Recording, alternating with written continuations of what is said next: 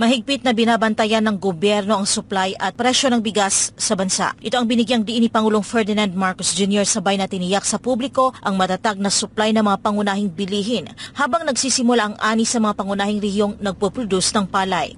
Positibo ang Pangulo na magiging matatag ang presyo ng bigas kapag may masaganang supply nito at sapat na reserba.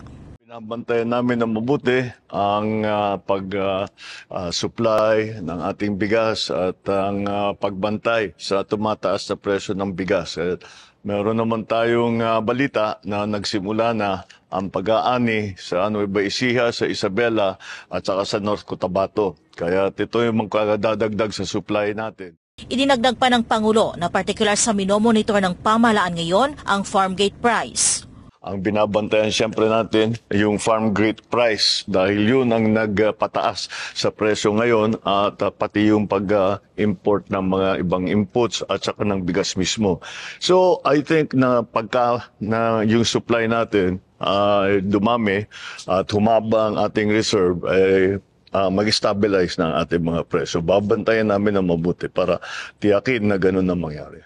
Una nang inilahan ni Dr. Leo Sebastian, Undersecretary for Rice Industry Development ng Department of Agriculture, na ang paunang ani ng palay mula sa 3 probinsya ay magpapalaki sa supply ng bigas at magpapatatag sa presyo ng mga pangunahing bilihin. Anya, nagsimula na ang ani sa mga lalawigan ng Isabela, Nueva Ecija at North Cotabato na tinatayang nasa 900,000 metric tons. Sinabi ni Sebastian na ang mga magsasaka sa mga lalawigang ito ay nakapagtanim ng maaga noong Mayo o mas maaga kaysa iba pang rice-producing areas. Saad pa ng DA official, tataas ang pag-aani ng palay sa huling bahagi ng Setyembre hanggang Oktubre na malaking kontribusyon sa ikalawang semester na produksyon ng bansa na tinatayang nasa mahigit 11 milyong metrikong tonelada.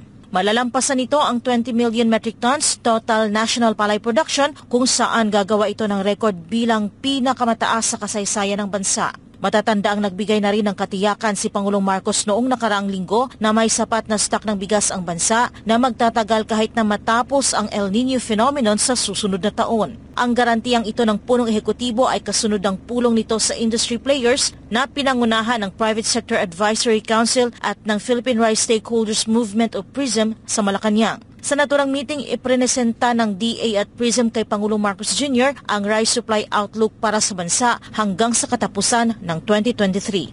Para sa Diyos at sa Pilipinas kong mahal, Creseline Catarong, SMNI News.